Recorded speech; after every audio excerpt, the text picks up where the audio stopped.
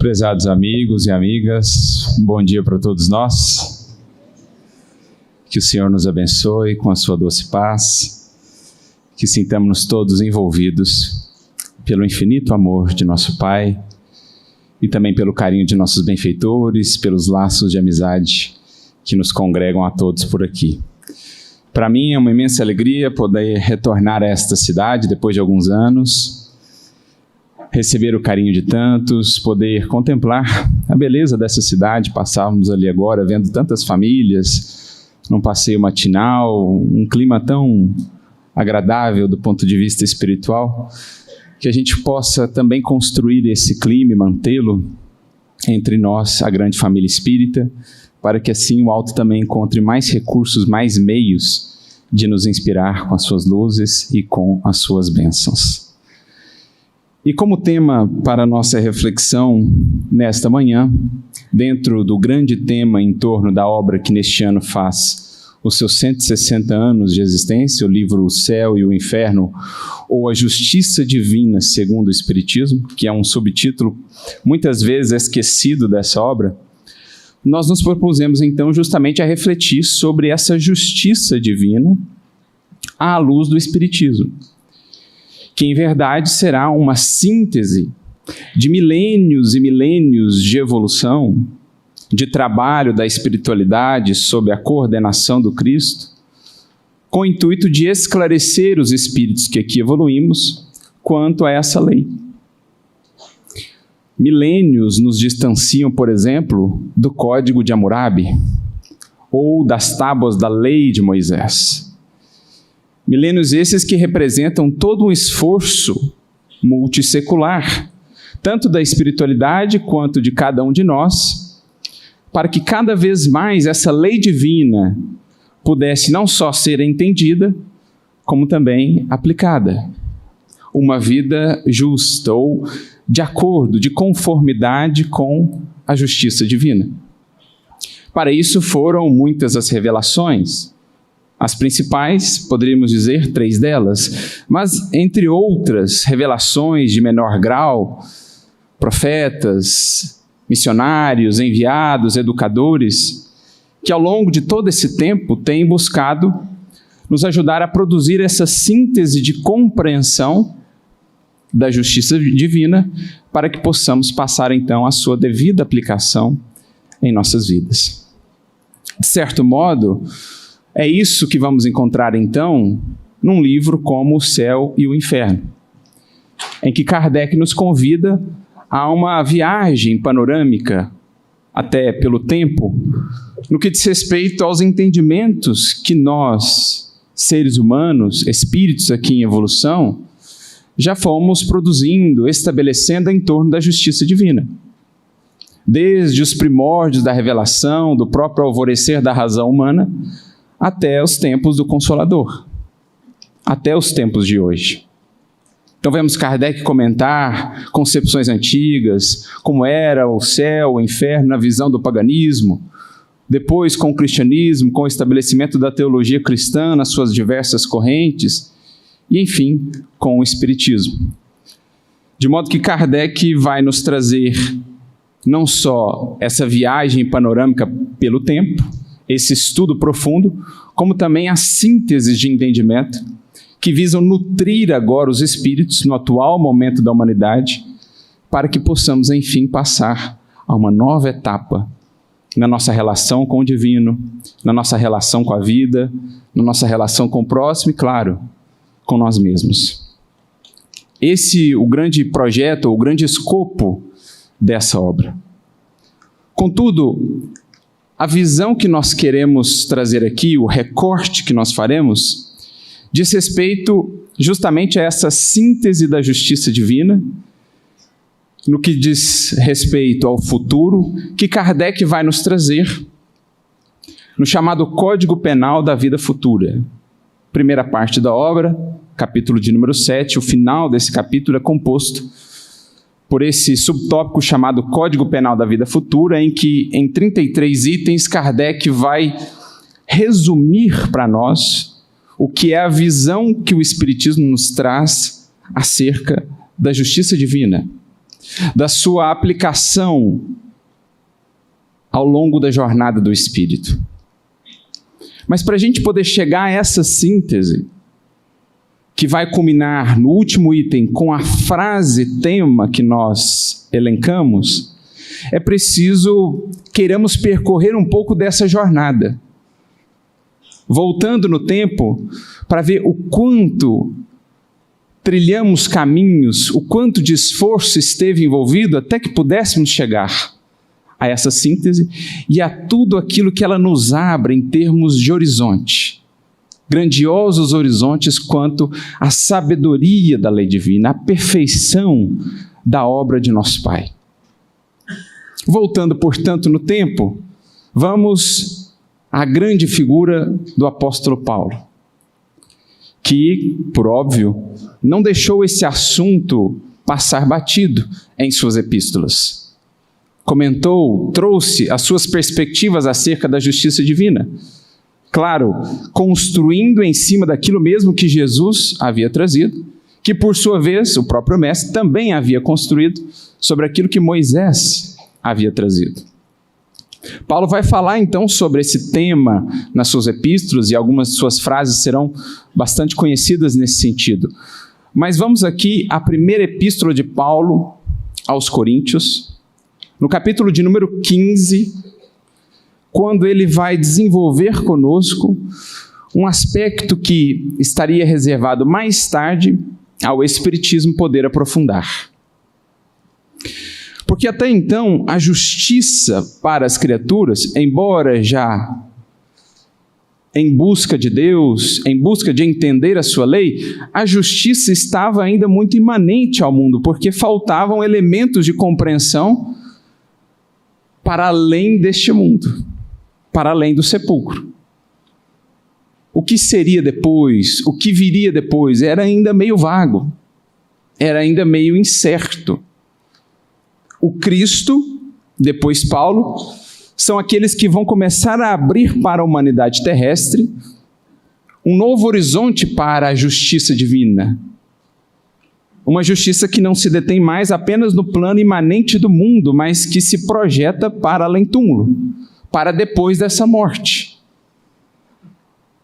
É por isso que, então, nesse capítulo 15 da sua primeira epístola aos Coríntios, Paulo nos trará a seguinte frase: e se não há ressurreição dos mortos, então também Cristo não ressuscitou. E se Cristo não ressuscitou, vã é a nossa fé e vã também a nossa pregação. Paulo trabalha aqui um dos eixos do Evangelho. Em verdade, aquilo que dá toda a sua sanção. Não fosse o retorno triunfante do Cristo, reafirmando a vida que se sobrepõe à morte, o triunfo do bem para além das sombras do mal, o que esperar do Evangelho? O que seriam de todas aquelas promessas de Jesus se tudo culminasse naquela cruz? Estaríamos às cegas quanto ao porvir. Todas as bem-aventuranças, todas aquelas promessas que antes mesmo de Jesus os profetas já faziam, mas em especial as promessas do Cristo, a elas faltaria sanção. Seriam de fato verdadeiras? Há uma justiça que cedo ou tarde alcança a criatura?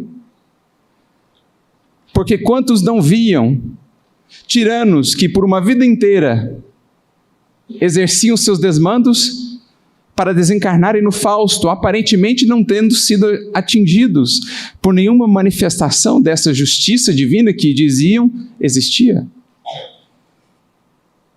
Outras criaturas, por sua vez, uma vida inteira de retidão, de honestidade, de valor moral, mas abandonando esse mundo, sob as sombras da perseguição, o desprezo, a humilhação. Onde então essa sanção, essa certeza de que aqui ou além, mesmo além, essa justiça abarca e alcança a todos nós. Então Paulo, ele adentra esse aspecto de um olhar agora para a lei divina, em especial para a justiça divina, que não se detém apenas neste mundo. Na personalidade transitória que caminha por este mundo, mas que começa também agora a vislumbrar essa justiça se aplicando depois deste mundo, depois dessa vida. É um primeiro abrir de véus a ressurreição do Cristo, indicando dali para frente a toda a humanidade que a vida não se resume àquilo que aqui vemos, àquilo que aqui se dá, àquilo que aqui se faz. A vida que se leva aqui repercute além. Há continuidade. E se há continuidade da vida, também lá se manifesta, ou se manifestam, as leis do Criador. Então, de certo modo, é isso que Paulo quer apresentar, propor para nós. Olha, se nós formos olhar o Evangelho, se nós formos pensar lei divina, justiça divina, considerando apenas esse breve espaço de tempo de uma existência, apenas aquilo que se passa no cenário do mundo, quando aqui estamos, estaremos imensamente empobrecidos em nossa análise. Incapazes até de concluir que de fato a justiça existe. Mas, com a ressurreição, esse cenário começa a se modificar. Porque é o atestado que daria toda a sanção ao Evangelho de que o que aqui fazemos prossegue depois. As nossas ações, bem como as nossas escolhas, haverão de ter uma repercussão depois do túmulo. Vamos ver o próprio Cristo já tratando desse tema, por exemplo, no seu diálogo com os saduceus, aqueles que não acreditavam, embora religiosos, embora estudantes da lei divina, não acreditavam na continuidade da vida. Jesus então diria: Deus não é Deus de mortos, porque para Ele todos vivem. Todos os que um dia já viveram seguem vivendo. E as suas vidas hoje são a repercussão daquilo que fizeram até ali de si próprios. Ou naquela fala que está registrada no Evangelho de João, capítulo 5, versículo 29, quando Jesus dá ali a pista, a deixa para os nossos estudos e análises do porvir, em especial quando do advento do Consolador. Diz Jesus: e aqueles que fizeram o bem sairão para a ressurreição do juízo. Aqueles, porém, que fizeram o mal, para a ressurreição da condenação. Se entendemos por ressurreição o seu sentido mais original, anastasis do grego, erguer-se, levantar-se, isto é, continuidade de vida, cai o corpo, tomado pela morte, prossegue, se ergue o espírito para a continuidade da vida. Se entendemos ressurreição nesses termos, o que Jesus ali atesta é que há continuidade de vida para todos, para os que fizeram bem, para os que fizeram mal, só que o que encontrarão nessa nova vida estará em correlação com aquilo que fizeram durante a sua existência. Por isso, para os que fizeram bem, ressurreição do juízo, para os que fizeram mal, ressurreição da condenação. As consequências dos atos do ser, ou do espírito, para nós hoje já sob a ótica do espiritismo. Então nós vamos notando que todos esses elementos, desde daquilo que se começou, que se iniciou lá em Moisés, passando pelos profetas todos, chegando a Jesus, passando por Paulo, todas essas contribuições foram como que peças de um quebra-cabeça que nós estamos montando ao longo dos séculos, para que os quadros da lei divina e da própria vida se nos mostrem cada vez mais completos. E como são obra divina, cada vez mais lógicos, cada vez mais racionais, para que façam cada vez mais sentido para nós, os que hoje já buscamos realmente entender a lei divina para aplicá-la à nossa existência. Então não há como estudar o que hoje o Espiritismo nos apresenta sem termos essa visão de conjunto, do processo em que todos estamos inseridos de entendimento, de aprendizado gradual em torno dessas leis. E por isso, quisemos aqui resgatar o apóstolo Paulo quando nos diz, olha, se não há continuidade de vida, então vã é a nossa fé, vã a nossa pregação. Se não há continuidade de vida para além do sepulcro, então a justiça divina cai por terra, não existiria. Todas as nossas esperanças seriam infundadas. Por isso ele chega também a dizer, se nós esperamos em Cristo, apenas nesta existência, somos as mais miseráveis de todas as criaturas. Porque uma existência não é suficiente para explicar a grandeza da obra divina, bem como para que entendamos de fato como processa-se a justiça divina no transcurso dos séculos. Pois bem, a ressurreição abre esses horizontes, mas estava reservada ao Espiritismo esclarecê-los, torná-los para nós assim palpáveis, a fim de que pudéssemos realmente compreender como é sábia, como é justa, como é perfeita a lei de Deus. Como toda semeadura há de encontrar a colheita correspondente. Nesse sentido, recordamos aqui de uma grande figura do Espiritismo, um verdadeiro apóstolo, chamado Eurípides Barçanufo, que oriundo da tradição católica, quando se debruçava sobre os textos das bem-aventuranças, via-se sempre faceado por uma dúvida que o consumia. Porque ele tinha no mestre a grande referência da verdade, do amor, também da justiça. Confiava, portanto, absolutamente na sua palavra, na palavra divina de Jesus. Contudo, a realidade que ele via parecia contradizer o que Jesus prometia. Pois não estão ali as conhecidas bem-aventuranças? Bem-aventurados os pobres em espírito, porque deles é o reino dos céus. Ou bem-aventurados os aflitos, porque eles serão consolados. Os que têm fome e sede de justiça, porque serão saciados.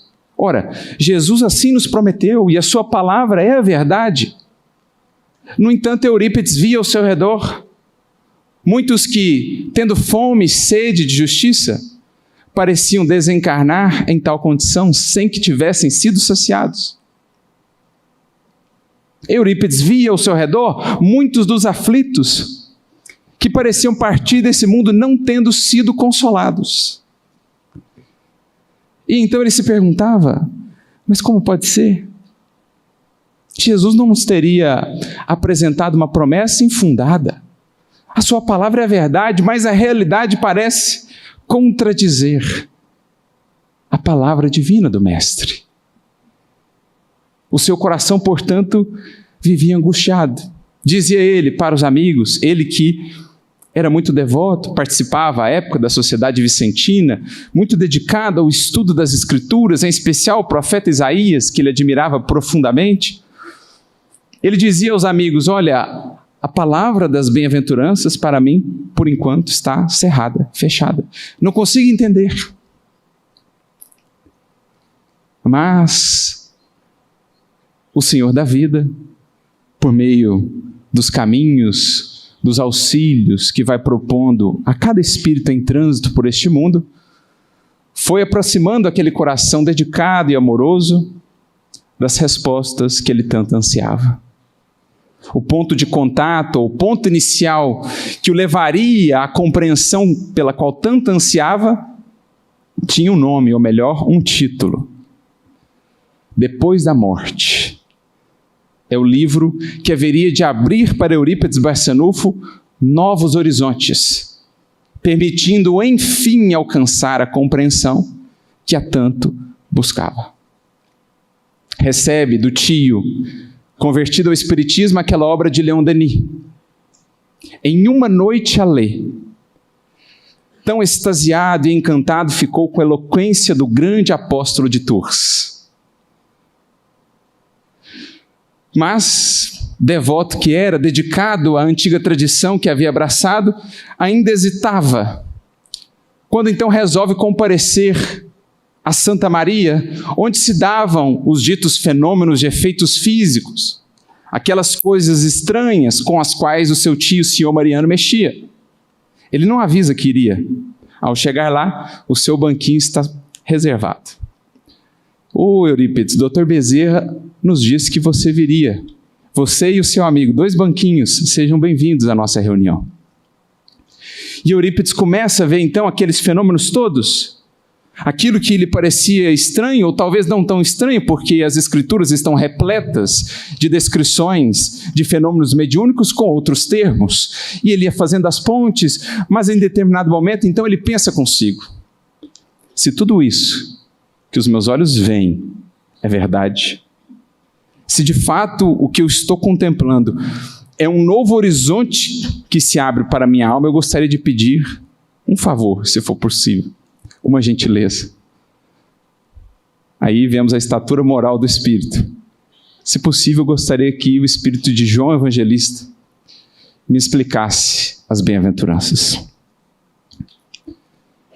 De repente, seu Aristides, um dos médiuns mais amorosos, mas absolutamente inculto da reunião, se ergue e, diria Eurípides a todos os seus amigos durante toda a sua vida, profere a mais bela exposição que ele já havia visto em toda a sua existência, sobre as bem-aventuranças do Mestre, em especial, explicando-lhe esse aspecto que só pôde ser compreendido à luz de um elemento-chave, que o Espiritismo vinha incorporar à visão do Evangelho. O elemento da reencarnação, expandindo, portanto, o horizonte de análise, de percepção da criatura quanto ao funcionamento da lei divina, no seu aspecto de justiça misericordiosa. Ao final daquela locução sublime, diz o Espírito: paz seja convosco, João Evangelista. Ali Eurípides abraça o Espiritismo e em tão poucos anos fez tudo o que fez. Mas acima de tudo, ali Eurípides encontrou a grande resposta que acerenou-lhe o coração. De fato, a palavra do Cristo é a mais pura verdade. Só que para entendê-la, é preciso alarguemos o olhar, expandamos a nossa visão e passemos a nos ver como espíritos em jornada, com múltiplas incursões pela matéria. E aí sim, nesse fio condutor da vida do Espírito, a justiça se manifestará sublime e perfeita, em cada ângulo do caminho, em cada experiência, em cada aspecto da nossa vida. Se soubermos expandir o nosso olhar tanto para o passado, quanto para o porvir. Diz-nos Allan Kardec: o Espiritismo projeta-nos muitas luzes quanto ao futuro, mas também muitas e muitas luzes quanto ao passado, tanto da humanidade quanto o passado de cada um de nós. Sobre as próprias lições de Jesus, quantas luzes o Espiritismo não projetará. Frases como as que aqui citamos agora, ganham todo um novo sentido à luz do Consolador. O que é ressurreição do juízo, ressurreição da condenação? Nos soaria estranho.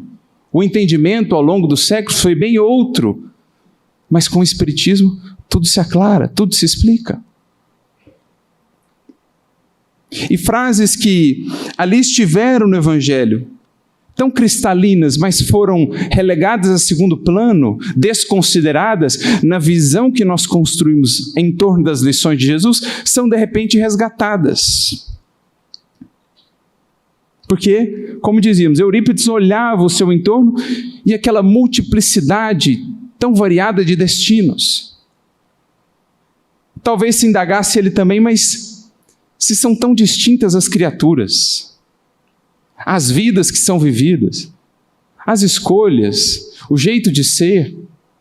Como chegamos a conceber, por exemplo, apenas 3 destinos possíveis, além túmulo.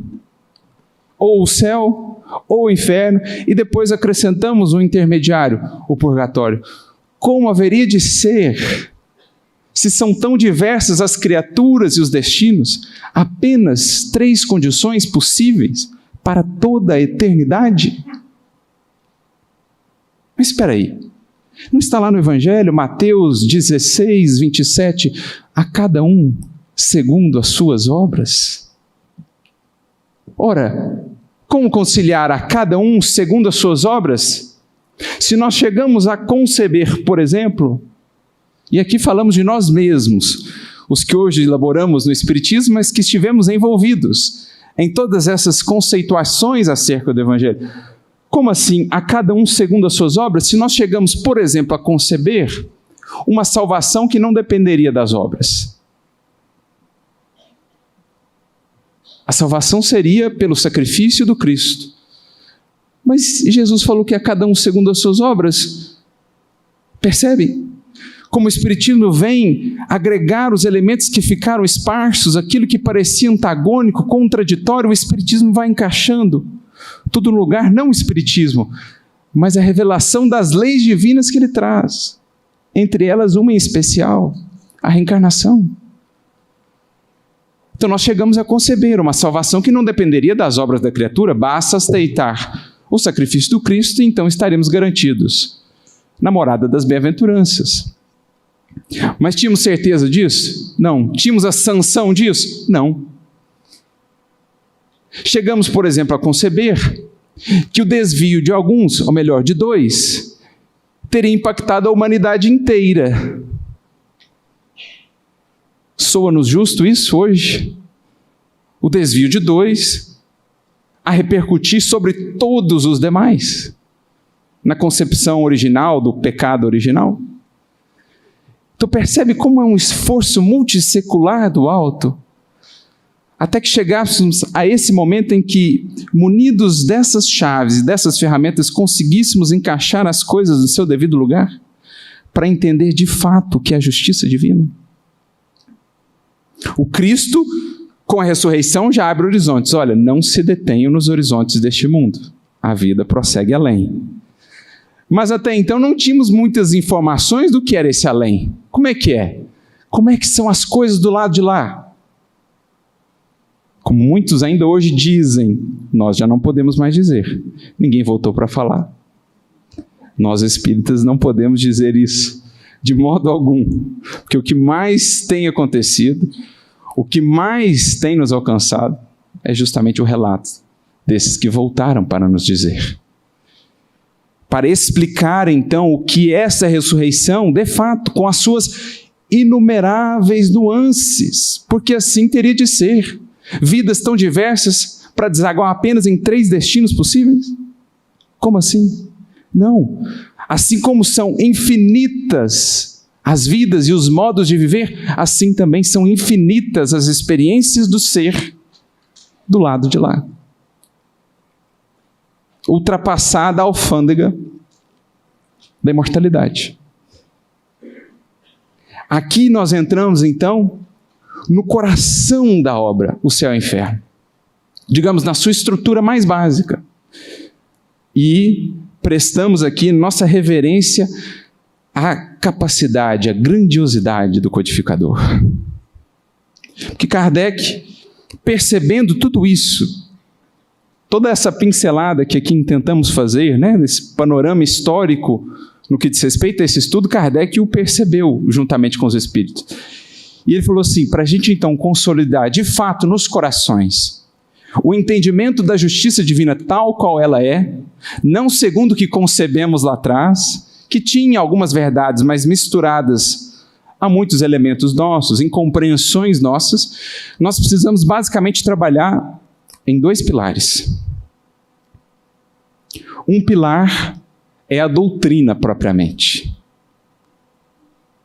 Se Deus é sábio, infinitamente sábio, se Ele nos dotou também de razão para averiguar, estudar a sua lei e a sua criação, tudo aquilo que ele estabeleceu tem que refletir essa sabedoria, essa razão. Tem que ser racional, tem que ser lógico. Portanto, precisamos conceber uma doutrina, uma teoria que nos apresente logicamente, racionalmente o que é essa vida além, manifestando a justiça divina para todos nós. Esse é um pilar, doutrina, teoria. Mas qual outro pilar, que é o grande diferencial do Espiritismo? Porque Kardec, no prefácio que está presente até a 4ª edição do livro Céu e Inferno, ele vai dizer: a teoria, a doutrina no Espiritismo não veio antes. O que veio antes? A observação. Os fenômenos. Mais propriamente, os relatos dos próprios espíritos. Este é o pilar central, para que Kardec pudesse, então, a partir disso, construir a visão espírita da justiça divina. Ou a visão da justiça divina conforme as leis espirituais, que regem o espírito em sua jornada. Então, Kardec divide o livro Céu e Inferno em 2 partes. A primeira parte, embora não tenha vindo primeiro, é sobre doutrina, teoria. Ele vai estudar as doutrinas do passado e tal, céu, inferno, anjos, demônios, entre outras coisas, doutrina, teoria. E a segunda parte, relatos dos espíritos, de todas as ordens. Espíritos felizes, espíritos medianos, espíritos sofredores, espíritos empedernidos. Percebem? Estão ali os 2 pilares para a construção da visão espírita. Só que a segunda parte veio primeiro, porque foi a partir dela diversos espíritos, diversos médios, para diluir ao máximo qualquer influência temporal, qualquer influência no modo de ser do médium, qualquer influência cultural. Kardec foi juntando, e então compilou o que está ali, por exemplo, magistralmente demonstrado no Código Penal da Vida Futura que citamos. Então é muito importante entendamos isso. A visão da justiça divina, conforme o Espiritismo nos apresentará, primeiro, ela pede de nós uma expansão de análise. Preciso expandir a análise para o passado como para o futuro, para entender o espírito em jornada, não o ser meramente personalidade transitória. Segundo, não foi alguém que sentou no seu gabinete e falou assim: tá, a vida continua depois. Isso Jesus nos informou, está lá no Evangelho, ele mesmo voltou. Como é que é então esse depois? Aí a gente vai ver as mais diversas concepções, porque cada um concebia por si. Então o indivíduo estava lá no gabinete dele: eu acho que o céu é assim, dividido em certas partes, tal. Eu acho que o inferno é assim. Veja a visão lá de Dante Alighieri, por exemplo. Você vai ver as mais diferentes visões, muitas vezes com verdades parciais ali, mas com muitos elementos humanos. Agora, Kardec quer filtrar os elementos humanos, e ele vai não mais basear-se em elucubrações de quem está aqui tentando velar, ele vai basear nos próprios relatos de quem está lá apresentando o que vive, o que experienciou.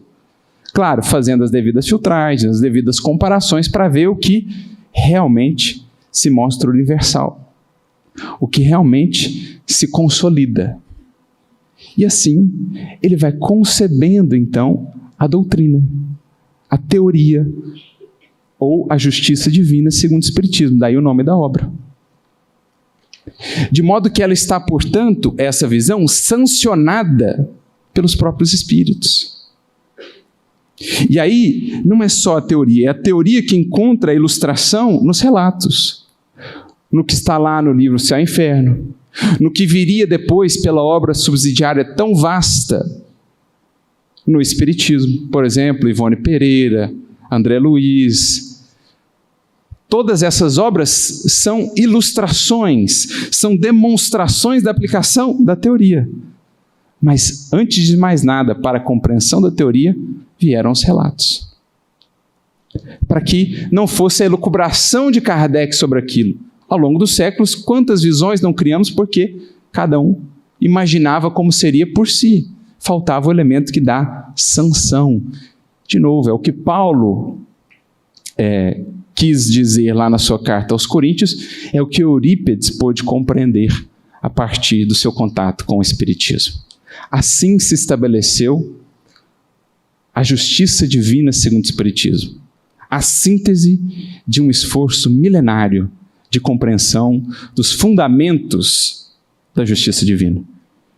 E aí, se projetamos o nosso olhar agora para o passado, para as Escrituras, conseguimos interpretar, entender melhor o que lá estava sendo dito, de maneira muitas vezes simbólica, faltando-nos certos elementos que o Espiritismo agora nos traz, reencarnação, mediunidade, a ideia do espírito, escala espírita, entre tantas outras, para que a gente pudesse entender. Por exemplo, que lá no Decálogo, quando Deus diz que pune até a terceira e a quarta geração, Ele não está transferindo a pena de um para outro, que não tem nada a ver com a história, não.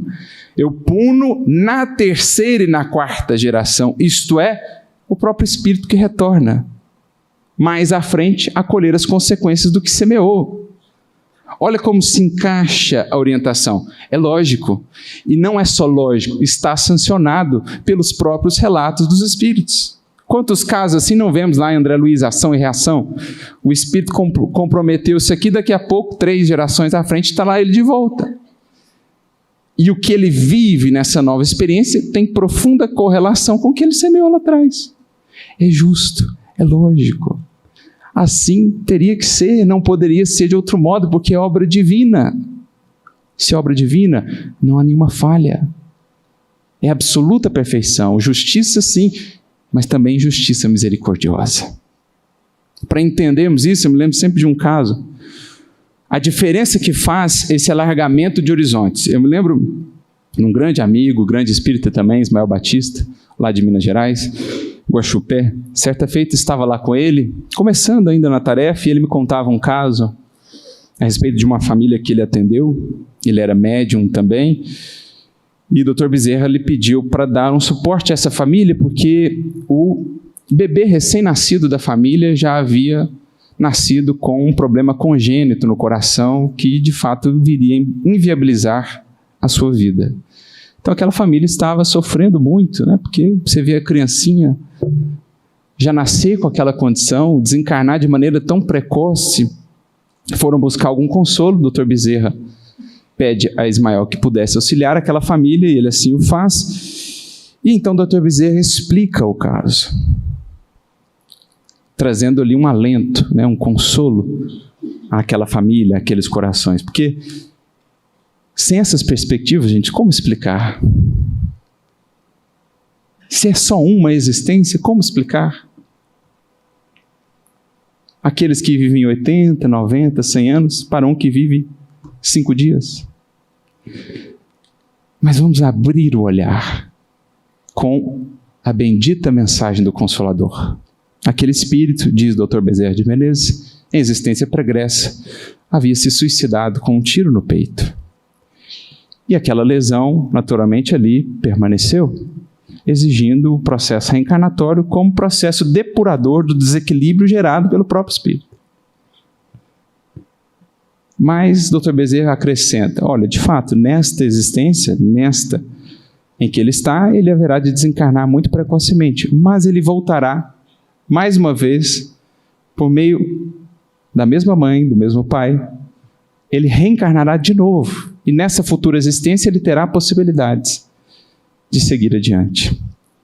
Então desencarna o bebê, passado algum tempo ela engravida de novo, nasce a criança, tem agora um pequeno sopro, uma pequena questãozinha no coração, mas que não inviabilizava mais a sua existência física.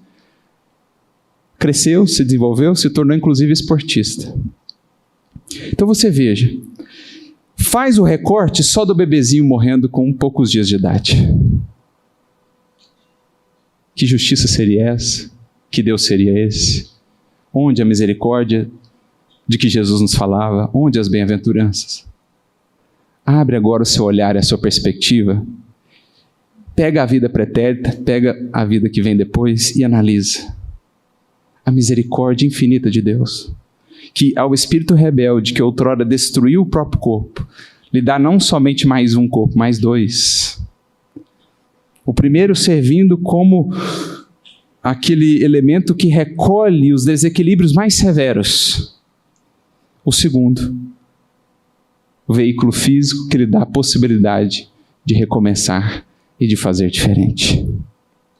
Então, conforme o recorte que você fizer, você vai ver ou imensa injustiça, ausência total de justiça, ou a justiça plena e misericordiosa se expressando.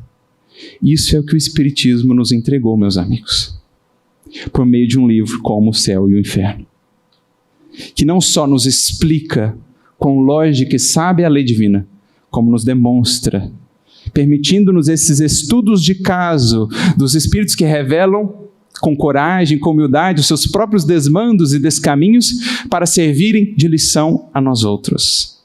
Os que aqui estamos agora com a possibilidade de fazer melhor, de acertar. De modo que Kardec, então, vai trabalhando item a item esse código penal da vida futura, para chegar lá ao final e dizer assim: guardadas as devidas proporções e entendendo a multiplicidade, gêneros e graus de sofrimento, a justiça divina pode ser resumida em 3 princípios. Primeiro princípio, diz Kardec: todo sofrimento é inerente à imperfeição. Todo sofrimento é inerente à imperfeição. Portanto, enquanto houver ainda imperfeição, há algum grau, algum nível de sofrimento.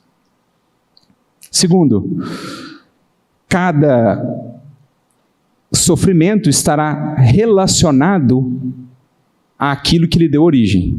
Então, cada imperfeição carrega consigo consequências naturais inevitáveis associadas àquela imperfeição. Gera um sofrimento. Então, por exemplo, o vício da gula traz em si mesmo o seu sofrimento na medida que a criatura se excede e gera desequilíbrio orgânico. Da mesma forma, o vício da inveja, da cólera, cada imperfeição, ela é em si mesma consequência infeliz para o espírito, bem como aquilo que ela produz para ele ao longo do século. Porém, acrescenta Kardec, podendo cada um vencer as suas imperfeições por efeito da vontade, pode anular esses males e assegurar a sua felicidade futura. Então percebam que Kardec está, juntamente com os espíritos, apontando a questão da justiça divina integralmente para o ser em si. Não tem tribunais lá fora, não tem... é o ser em si com o que ele semeia e com a consciência que é a sanção ou a condenação diante daquilo que ele escolhe fazer. Se as imperfeições geram sofrimento, o sofrimento é inerente à imperfeição, também, por meio da vontade, pode o espírito se libertar das imperfeições e, por conseguinte, do sofrimento, acumulando para si mais e mais felicidade, mais e mais paz. E aí, Kardec, então, conclui o Código Penal da Vida Futura e toda a visão da justiça divina segundo o Espiritismo, dizendo, de modo que podemos resumir a justiça de Deus em uma frase, e não poderia ser diferente, uma frase do Mestre: a cada um segundo as suas obras, na terra como no céu, tal é a lei da justiça divina. A cada um segundo as suas obras. E por mais que a gente pense nessa frase, a gente não deixa de se impressionar com o quanto ela diz em tão pouco. Porque é aquilo assim, às vezes é uma montanha inteira para dar à luz a um diamante. É mais ou menos assim a evolução. Séculos e séculos, revelações e revelações, estudos e estudos, experiências e experiências, dores e dores, alegrias e alegrias, para dar à luz em nós a um diamante de sabedoria, a cada um segundo as suas obras. Porque cada elemento da frase fala muito. Primeiro aspecto que se destaca logo da frase: responsabilidade individual. A cada um. Portanto, o conceito que nós estabelecemos de um pecado original até existe, mas de outro modo. Não é o erro dos outros que vem nos impactar hoje. É o erro de nós mesmos outrora, que nos acompanha ainda. Olha que visão mais lúcida do pecado original, como Kardec vai escrever lá no livro A Gênese. Faltava o que para entender isso? Reencarnação. Ou seja, eu não comecei agora, eu estou vindo, estou em jornada. A cada um, e aí por um, entendamos também, não o Arthur, não a Júlia, não o Fernando, a cada um espírito. Ou seja, não recorte a sua visão de justiça a você aqui agora apenas. Agora você é o Arthur, mas você já foi outros tantos, como está lá naquela resposta, né, do espírito obsessor, que denota muita sabedoria. Jesus pergunta, qual o seu nome?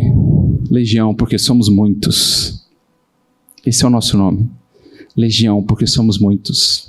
Há muito aqui, muitas experiências, da corte à subalternidade, do poder ao anonimato, da insanidade à sensatez. Temos muita coisa dentro de nós. E esse um espírito, o fio condutor do espírito, que nos permite enxergar a justiça divina operando em sua plenitude e em sua sabedoria. Então, a cada um, responsabilidade individual. O que está longe de ser individualismo. Responsabilidade individual. Segundo, senso de proporcionalidade. A lei divina, ela considera esse um. O que ele é, o que ele fez, como ele fez, qual a intenção com que ele fez. Para que ela seja justa, é preciso que ela seja racional, é preciso que ela seja lógica.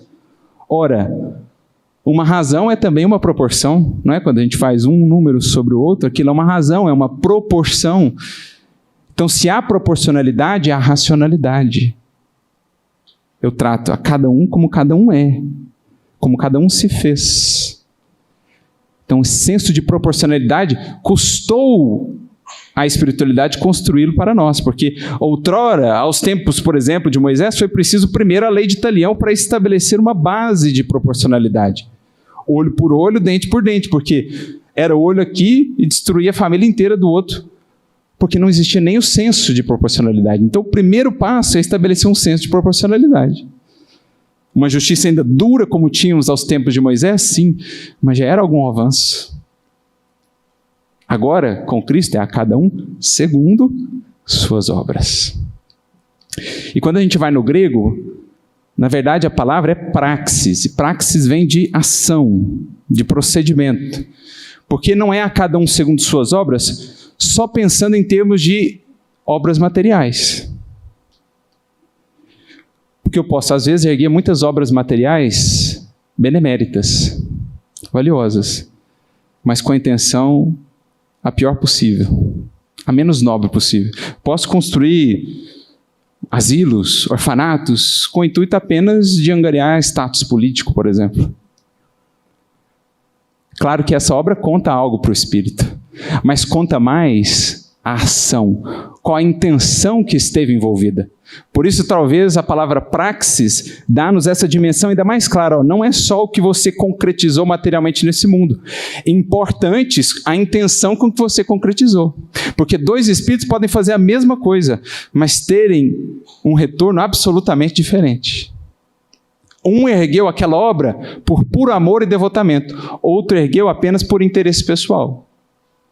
A obra em si é a mesma, mas o retorno será o mesmo? Óbvio que não, porque a cada um segundo os seus procedimentos, as suas ações. Segundo o que o Espírito fez, mas também segundo o que o Espírito fez de si. Porque, de novo, duas atitudes iguais podem representar responsabilidades diferentes. Porque aquele que está informado do Evangelho, por exemplo, em fazendo uma ação, terá uma responsabilidade, imensamente maior do que aquele que, em não estando informado do Evangelho, fizer uma mesma ação infeliz. Então veja, a cada um segundo as suas obras, tanto aquilo que ele fez, mas sobretudo em termos de intenção, mas também segundo o que ele já fez de si, ou seja, quanto de discernimento ele já possui. Olha a sabedoria da lei divina.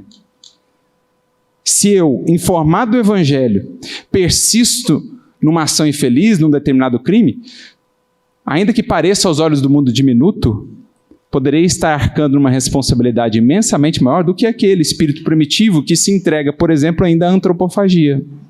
Como Kardec mesmo vai comentar em O Livro dos Espíritos. Por quê? Uma coisa é o que ele já fez de si, uma coisa é o patamar de discernimento que ele já alcançou, outra coisa é o que nós já fizemos de nós. É o que nós já alcançamos.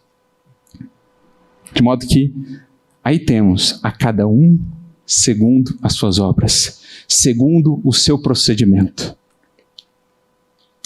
Frase sublime que sintetiza para nós milhares e milhares de anos de evolução, reunindo esses elementos outrora esparsos que o Espiritismo veio concatenar, apresentando-nos, por meio da observação, da sanção dos fatos e, pela teoria, a grandiosidade da lei de nosso Pai.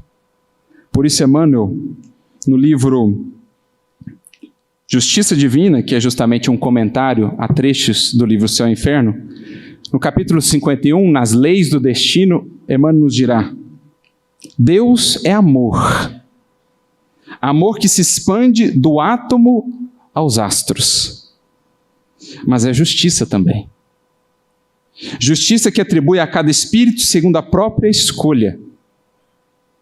Sendo amor, concede à consciência transviada tantas experiências quantas deseja a fim de retificar-se. Daí a reencarnação. Inclusive, quando Kardec indaga aos espíritos em que se fundamenta a verdade da reencarnação, dizem eles, na justiça de Deus, que jamais poderia fechar as portas a nenhum filho seu. Porque Ele é amor, Ele é misericórdia, mas é também justo. Dizer que temos infinitas vidas, quantas forem necessárias, não é o mesmo que dizer que podemos fazer o que bem entender delas. Que é o argumento de muitos outros, encontrar a reencarnação. Mas então o indivíduo não vai querer se melhorar nunca.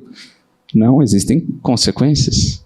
Há a colheita, porque Deus também é justiça. Então, sendo amor, concede à consciência transviada tantas experiências quantas deseja a fim de retificar-se. Sendo justiça, ignora quaisquer privilégios que lhe queiram impor. Todos, portanto, inclusive Jesus, partimos do mesmo ponto e nos destinamos à mesma finalidade, às mesmas culminâncias da vida que em Jesus já vemos. Ele, o fruto, nós, a semente. Jesus, a árvore frondosa, nós, aquela que germina. Mas aquela é a nossa destinação. Queremos então olhar para o nosso porvir, ver o que nos espera? Olhemos para Jesus e encantemo-nos quanto à beleza da nossa destinação, quanto à grandeza que aguarda a cada um de nós. Não afirmes desse modo que Deus bajula ou condena. Recorda que não pode raciocinar através do cérebro alheio e nem comer pela boca do próximo. O Criador criou todas as criaturas para que todas as criaturas se engrandeçam. Ou seja, quis Ele que fôssemos nós os artífices de nosso destino, com o amparo dEle, sempre presente. Para isso, sendo amor, repletou-lhes o caminho de bênçãos e luzes. E sendo justiça, determinou possuir-se cada um de nós vontade e razão.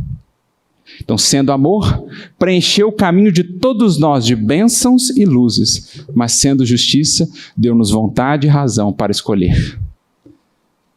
Se acolhemos as bênçãos e luzes, ou se ainda escolhemos as sombras.